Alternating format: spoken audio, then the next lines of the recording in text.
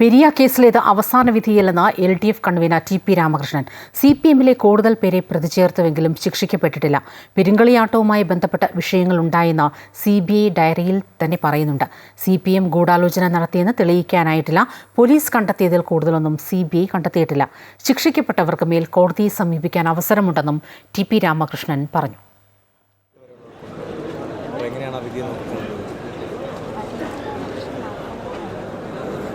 Periya case വിധി അതൊരു അവസാന വിധിയാണെന്ന് കണക്കാക്കാൻ പറ്റില്ല. നീതിപീഠത്തെ സമീപിക്കുന്നതിനുള്ള അവസരങ്ങൾ അതിനകത്തുണ്ട്. ഇതിൽ ഉയർന്നു വന്നിട്ടുള്ളൊരു പ്രശ്നം CPMനെതിരെ ഗൂഢാലോചന കുറ്റം ചുമത്തി കൂടുതൽ ആളുകളെ പ്രതി ചേർത്തു എന്നുള്ളതാണ് ഈ കേസിൽ. അങ്ങനെ പ്രതി ചേർത്തിട്ടുള്ള പലരും ഈ കേസിൽ ശിക്ഷിക്കപ്പെട്ടിട്ടില്ല. നേരത്തെ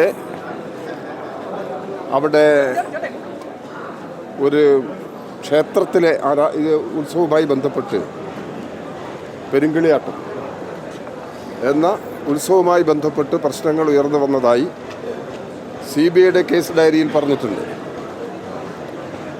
അപ്പോൾ CPMനെതിരായിട്ടുള്ള ഗൂഢാലോചന പൊളിഞ്ഞു എന്നുള്ളതാണ് ഇതിനകത്തുള്ള ഒരു പ്രശ്നം. CPIM ഈ കേസിൽ ഗൂഢാലോചന നടത്തി പ്രതികളെ കൊലപ്പെടുത്തുന്നതിന് വേണ്ടി ശ്രമിച്ചു എന്ന പ്രശ്നം ഈ കേസിൻ്റെ വിധിയുടെ ഭാഗമായിട്ട് തന്നെ പൊളിഞ്ഞു കഴിഞ്ഞിട്ടുണ്ട്.